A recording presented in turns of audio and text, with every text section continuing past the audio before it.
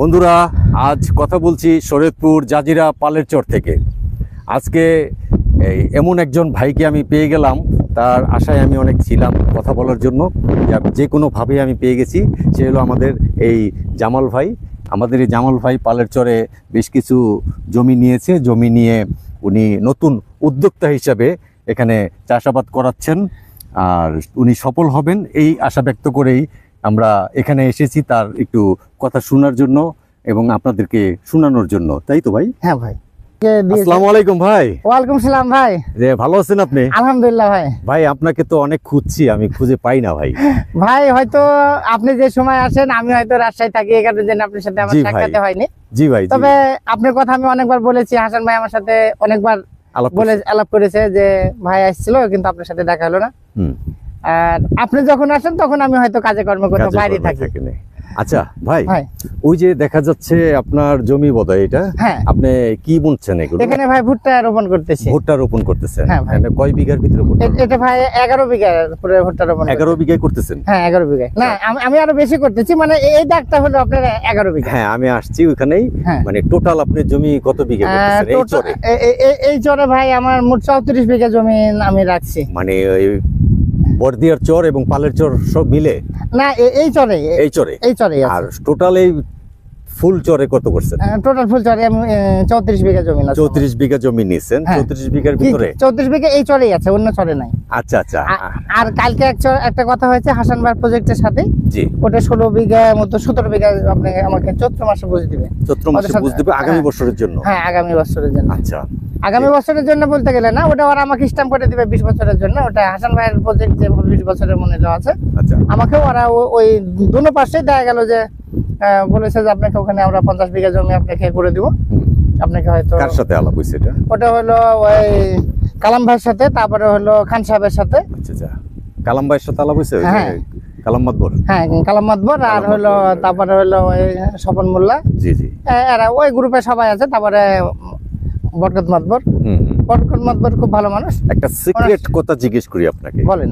এই কত করে বিঘা ভাড়াই নিছেন ভাই? এখানে ধরেন আমি যদি আপনার বলার না এখানে আমার বলার সমস্যা না। আমি প্রথমে যখন আমি এই জমিটা আমি রাখি মনির ভাইয়ের কাছে, জি, তখন মনির ভাই আমাকে বলেছিল যে আপনাকে 12 বিঘা জমি দেবো, 35,000 টাকা দিতে হবে। জি। তো তখন আমি ঠিক আছে 35,000 টাকা নেন আপনি দিয়া। তখন আমি মনির ভাইকে টাকা 35,000 টাকা আমি রাজশাহী থাকতে আমি আসিনি, ওকে আমি মোবাইলে দিয়ে পাঠাই দিয়েছি। তারপরে আমি জানি কিন্তু টাকা দেওয়ার পরে তখন মনির ভাই আমাকে টাকা নেওয়ার পরে বলেছে যে ভাই আপনাকে 11 বিঘা জমি দেবো। আচ্ছা আচ্ছা।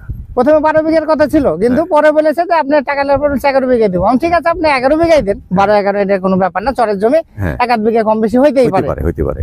তারপরে পরবর্তীতে আমি এটা নিয়েছিলাম, দিয়ে মাঝখানে মনির ভাইয়ের সাথে বেশ কিছু আমার একটু কথার মনমালিন্য হয়ে যায় যে কোনো কারণেই।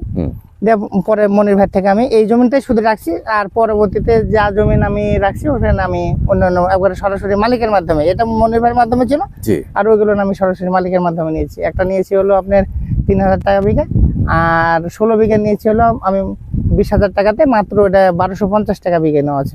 সেম একই ক্যাটাগরির মাটি। ওটা কি মালিকানা না খাস জমি? না ওটা মালিকানা, ওটা হলো বরকত মাতবরের জমি। আচ্ছা, বরকত মাতবর থেকে নিয়েছেন। 3,000 টাকা বিঘাই নিলেন। হ্যাঁ। এর কতদিন আগে কিংবা কতদিন পরে আপনি মনির ভাইকে টাকাটা আমি মোটামুটি 4 মাস আগে দিয়েছে। আর এটা আমি ইদানিং নিয়েছেন? হ্যাঁ। কিন্তু ইদানিং নিয়েছেন আপনি কিন্তু এই বছরের জন্য? হ্যাঁ এই বছরের জন্য। আমার শেষ হয়ে গেছে। আমার এটাও এবছরই তো আমি এটাও ধরেন আমি এখন চাষ করছি, ওটাও আমি এখনই চাষ করতেছি। তাহলে তো আমার জন্য তো দুটো একই। হ্যাঁ ঠিক আছে না? দুটা একই। আপনার কথা হইলো কোনটা, যে এই ডাইরেক্ট মালিক থেকে নিলেন? হ্যাঁ ডাইরেক্ট মালিক থেকে নিলেন। আপনি ওখানে কম পাইছেন? হ্যাঁ। এর পিছনে কারণটা কি? ওটা আমি ভাইকে বলেছিলাম যে ভাই আমাদের তো এখানে আপনার জমিনটা এখন সময় শেষ পর্যায়ে, আমরা যদি নালি তাহলে তো আপনার জমিন পড়ে থাকবে। তো অন্য তখন চিন্তা করলো যে তাই তো কথা ঠিক আছে, জমিটা পড়ে থাকবে, তাহলে ভাড়া দিয়ে দিই। যা পাইলাম এটাই ধরেন আমার লাভ হলো। ওইভাবে দেওয়া হয়েছে? হ্যাঁ ওইভাবে লাভ। না হয়তো বা এইভাবে দিত না? না এভাবে হয়তো দিত না। পরবর্তীতে কতদিনের জন্য নিছেন? ওটা আমি শুধু এবছরই করে ওটা ছেড়ে দেবো। যদি দেয় তাহলে রাখলাম, যদি না দেয় তাহলে রাখলাম না। তখন বাজারের যে রেট সেই রেটই রাখবেন? হ্যাঁ নাকি? হ্যাঁ আর উনি এই কম দেওয়ার মানি হলো এটা যে এবার আমার খালি পড়ে রয়েছে, হ্যাঁ আমি জমিটা দিয়ে দিই তাকে, হ্যাঁ, নাকি? জমিটা তারে দিয়ে দিই। ওখানে কত বিঘা? ওখানে 16 বিঘা। ওখানে কি কি রোপণ করছে? ওই এখানে ভুট্টা রোপণ করতেছে, ওখানে ভুট্টা রোপণ করতে। ও, আপনি কি সম্পূর্ণ ভুট্টার প্রজেক্ট? হ্যাঁ হ্যাঁ, আমি শুধু ভুট্টা, এবারে শুধু আমি ভুট্টাটাই আমি শুরু করেছি, আর কিছু না আর কোনো কিছু আমি করিনি। হাসান ভাই অনেক ভুট্টাটা বিঘায় কতটুকু লাগে? বিঘা এখানকার মানুষ হিসাবে ওরা বিঘাতে 2-2.5 কেজি করে হয়তো ওরা বলে, আমার 700-800 গ্রাম হলে হয়ে যায়। 2700 গ্রাম হলে হয়ে যায়? কারণটা কি কম লাগে কেন? এরা ধরেন লাগাই হলো 9 ইঞ্চি পর পর, আমার ওটা হলো 18 ইঞ্চি পর পর। আবার হিসাবটা তো 18 ইঞ্চি পর পরই হওয়া উচিত। হ্যাঁ, এরা হলো 9 ইঞ্চি বা 10 ইঞ্চি পর পর এখানকার লোকজন কাটতেছে।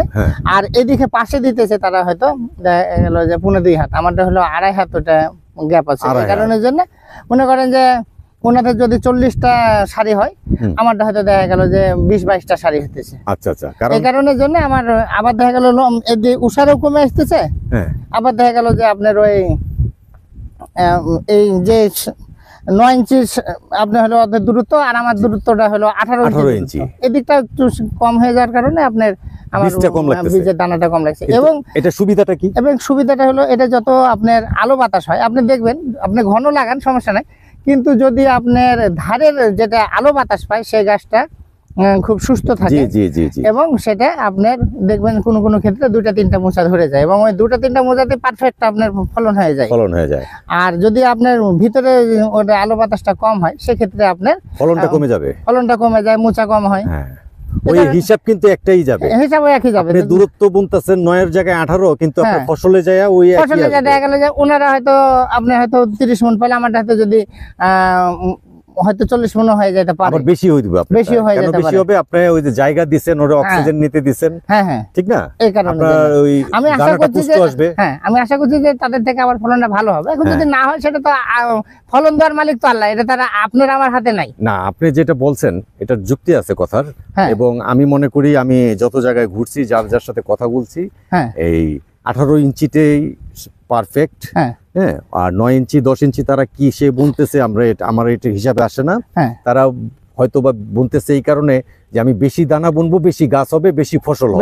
আসলে সেটা না, সেটা কিন্তু আসলেও না, সেটা না। কারণ ওরও তো একটা অক্সিজেনের ব্যাপার আছে, সেটা আমার গাছেরও তো একটা প্রাণ আছে। ওরেও তো একটা সময় দিতে হবে, তাই না? ওরে বাতাস দিতে হবে, ওরে খাদ্য দিতে হবে, বাতাস ওর খাদ্য, অক্সিজেন ওর খাদ্য, ওকে তো দিতে হবে। আপনার পরিকল্পনাটা খুবই সুন্দর, তার জন্য আপনাকে স্যালুট। এই কৃষির ব্যাপারে কি আপনার কোনো প্রশিক্ষণ নেওয়া আছে? কৃষির ব্যাপারে আমার এমনি প্রশিক্ষণ তেমন নেওয়া নাই, তবে আমি বেশ কিছু ইউটিউব ভিডিও দেখেছিলাম, দেখে ছুঁয়ে দেখাই ওদের মধ্যে দেখে কিছুটা আমি অভিজ্ঞতা উৎসাহিত হয়েছে। আর আমি মূলত ব্যবসায়িক মানুষ, আমি কৃষি কাজ কখনোই করিনি। আমার এখন 49 বছর বয়স। এই 49 বছর বয়সে আমি কখনোই জমিতে কোনো কিছু আপনার রোপণ আমি করিনি, তবে এবারই আমি শুরু করলাম। তবে আমার ধারণা একসময় এই কৃষিতে দেশ দুনিয়া স্মার্ট কৃষি আগায় যাচ্ছে, হয়তো ভালো কিছু করতে পারবো, সেই আশা দিয়ে আমি শুরু করেছি।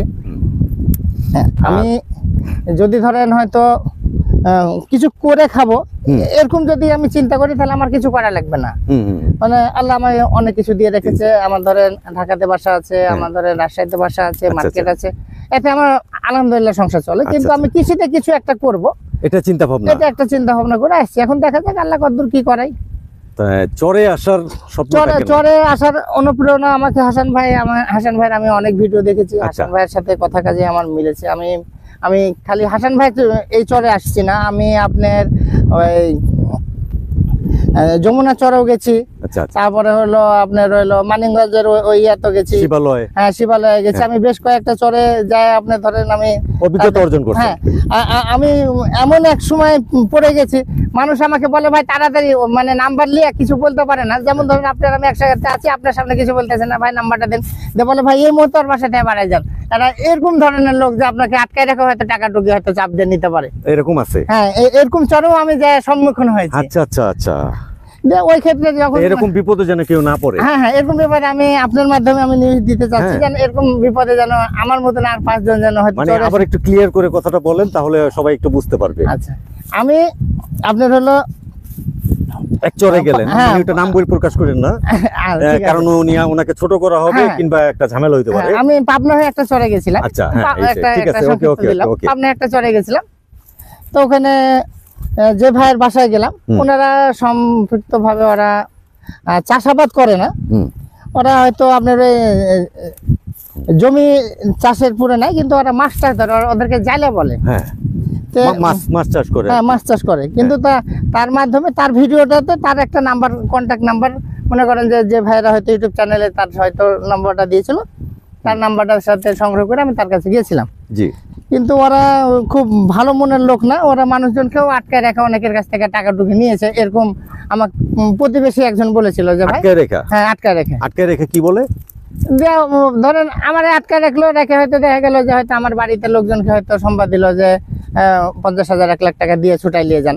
তাই? হ্যাঁ, এরকম ঘটনা অলরেডি আমার ক্ষেত্রে হয়নি, কিন্তু উনি ওর পাশের বাড়ির লোক আমাকে ফোনে বলে যে ভাই এই ঘটনা হচ্ছে, আপনি এই ঘটনা ঘটতে পারে, আপনি দ্রুত আপনি এই বাসা থেকে বের হয়ে যান। হ্যাঁ, তখন আমি বললাম যে ভাই, যে আমার একটু কাজ হয়ে চলে আসছে, আমার ফোন দিয়েছে ভাই, আমাকে দ্রুত রাজশাহীতে ব্যাক করতে হবে। যে ওরা অবশ্য আমাকে আপনার হলো ওদের বাসাতে আমাকে আমন্ত্রণ করেছিল যে থাকেন আজকে রাত্রি। তো ওদের বাসা তখন আমি ওই নিউজ পরে আমি আর বাসাতে থাকিনি, তখন আমি আবার রাজশাহী ব্যাক করি সেই দিনই। মানে পার্শ্ববর্তী বাড়ির থেকেই আপনি এই নিউজটা শুনলেন? হ্যাঁ, মনে করেন তো অবশ্যই ভয় লাগার কথা। হ্যাঁ, এটা অবশ্যই। হ্যাঁ, কিন্তু সেক্ষেত্রে আমি নার্ভাস ফিল করিনি, আমি ওদেরকে বুঝতে দিয়ে মানে আপনি বুঝতে দেন নাই? না, চলে এসে পড়ছে। হ্যাঁ, চলে এসেছে যে ভাই আমি আপনাদেরকে হয়তো পরবর্তীতে আমি তো এখনই টাকা পয়সা নিয়ে আসিনি যে এখনই আপনাদেরকে জমির বায়না টায়না করে যাবো। তো ভাই সামনে নেক্সট ডে আসে আবার আপনাদের চটটা আমার খুব ভালো লেগেছে, তো ভাই আমি পরে আসবো, এসে আপনাদেরকে নিয়ে কাজ করবো। কত ধরনের লোক আছে, হ্যাঁ, ঠিক না? যে আমার এই ভিডিওর মাধ্যমে সবাই যেন এই মেসেজটা পায়, আর আপনার মাধ্যমে মেসেজটা আমি সবাইকে জানাইতে চাই, এরকম এই প্রতারণার শিকার যেন কেউ না হয় এবং জিম্মি যেন কেউ না হয়, এটা খুব উপকৃত হবে সবাই গুগল চরে। হ্যাঁ, রুহুল আমিন ভাই বললো যে ভাই আপনি আসেন, আচ্ছা আমার ভাগ্যকুল চরে দেখা সাক্ষাৎ করে যাই। তখন আমি ধরেন ওই ভাগ্যকুল চরে যাব, তখন আমার আর সব যত আমরা তো রাজশাহী তো পাট বলতাম, আর এখানে বলে বদলা, এখানে যত বদলা ধরেন খাওয়া দাওয়া সব আপনার। রাজশাহী কোথায় আপনার বাড়ি? আমার রাজশাহী আমার রাজশাহী সিটির মধ্যে বাসা আছে এবং সিটির বাইরেও বাসা আছে। সিটির বাসাটা হলো আমার বাপদাদার পৈতৃক সম্পত্তি, আর যেটা আমার সিটির ভিতরে সেটা আমার মিসেসের বাসা, ওখানে আমার শ্বশুর জমি দিয়ে দিয়েছে, ওখানে। এখানে কি আপনি একা আসছেন না ফ্যামিলি? না, আমার ফ্যামিলি এসেছে। আমার রাজশাহীর বাসাতে আমার কেউ থাকে না, আমরা হলাম 3 ভাই 3 বোন, সবাই ঢাকা থাকে। আমাদের ঢাকা তো ব্যবসা বাণিজ্য, আমার ঢাকা তো বাসা আছে। আচ্ছা, ঢাকা কোথায় আছে? ঢাকা হলো আপনার জিয়ার ওখানে জায়গা জমি কিনা হয়েছে, ওখানে সব বাসা টাসা করে ওখানে সব আত্মীয় থাকে। জিয়া আন্তর্জাতিক বিমানবন্দরের আপনার উত্তরের দিকে? না, ওটা হলো আপনার কাউলা ধরে। কাউলা। আচ্ছা, যাক, ঠিক আছে। তারপরে ঢাকাতেও আছেন, হ্যাঁ, পালের চরেও আছেন, হ্যাঁ, আর রাজশাহীতেও তবে আছেন। এখানে আমি মানুষের জমি নিয়ে করব এরকম আমি চিন্তা ভাবনা করে করার ইচ্ছা ছিল। শুরুতেই আমি এসে বলেছি যে আমি কিছু জমি কিনবো। আমাকে হাসান ভাই নিউজ দিয়েছিল যে জামাল ভাই এখানে আপনি 1.5 লাখ টাকা বিঘা জমি কিনতে পারবেন। তা আমার ওখানে ধরেন আমার জায়গা জমির আবার অনেক দাম। আমি যদি মনে করি যে ওখানে আমি 1 কাঠা বিক্রি করে এখানে কিনবো, তো আপনি 2 থেকে 300 বিঘা জমি কিনতে পারবেন, আমার ওখানে এত জমির দাম। আচ্ছা, এখানে আপনি আসার পরে কোনো ঝামেলার সম্মুখীন হয়েছে? এখানে কোনো আমার ঝামেলার সম্মুখীন হতে হয়নি। আমি এখানে যেখানে যে বড় বড় মাতবর যারা আছে, যেমন বরকত মাতবর, তারপরে হলো মামুন মাতবর, হ্যাঁ, এদের প্রত্যেকটা সবার সাথে আমার একটা সম্পর্ক হয়েছে, বা আমরা একই টেবিলে যাই, উঠা বসা করি।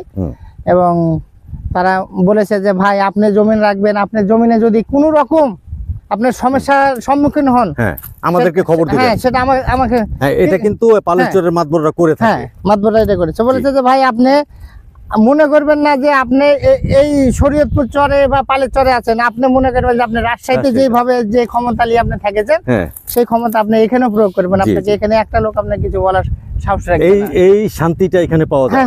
আর আপনি পাইছেন? হ্যাঁ, এখানে পাইছি। তাহলে এই জায়গার লোক আন্তরিক, এটা আপনি স্বীকার করেন? হ্যাঁ, এটা আমি স্বীকার করি, বা এরা আসলে অতিথি পরায়ণ লোক। যাক, আপনার ফসলটা উঠবে কতদিন পরে? এটা আপনি ধরেন এটা তো 4 মাসের মধ্যে ধরেন একবার কমপ্লিট হয়ে যাবে হয়তো।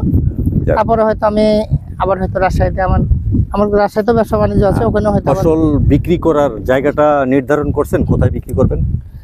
ফসল এখানে যদি পাঠি পাইলাম তাহলে বিক্রি করে দিলাম, নাহলে হয়তো দেখা গেল যে হয়তো ওই যে যারা ফিট মিলে যারা ভুট্টা কিনে তাদেরকে হয়তো দিয়ে দিলাম। আচ্ছা আচ্ছা আচ্ছা, যাক জামাল ভাই, আপনার ভাই। সাথে কথা বলে অনেক ভালো লাগলো, অনেক ভাই ইনফরমেশন পাইলাম। আপনার সাথেও আমার কথা বলার একটা ইচ্ছা ছিল, যে হয়তো হয়ে গেল, আল্লাহ হয়তো নিয়ে এসছে যেভাবে হোক। আচ্ছা যাক, তো ভাই কথা হয়তো আপনাকে সাজা গুছা হয়তো বলতে পারলাম কিনা হয়তো। না না, সুন্দর বলছেন, অনেক বলছেন।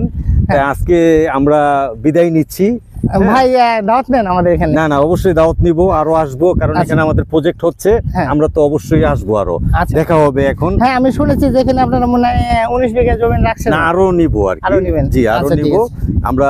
তাই এই শুভেচ্ছা জানাই আপনাকে। হ্যাঁ ঠিক আছে বিদায় ভাই। নিচ্ছি আচ্ছা ভাই। শরীয়তপুর জাজিরা পালের চর থেকে। আচ্ছা। আসসালামু আলাইকুম। ওয়ালাইকুম আসসালাম ভাই।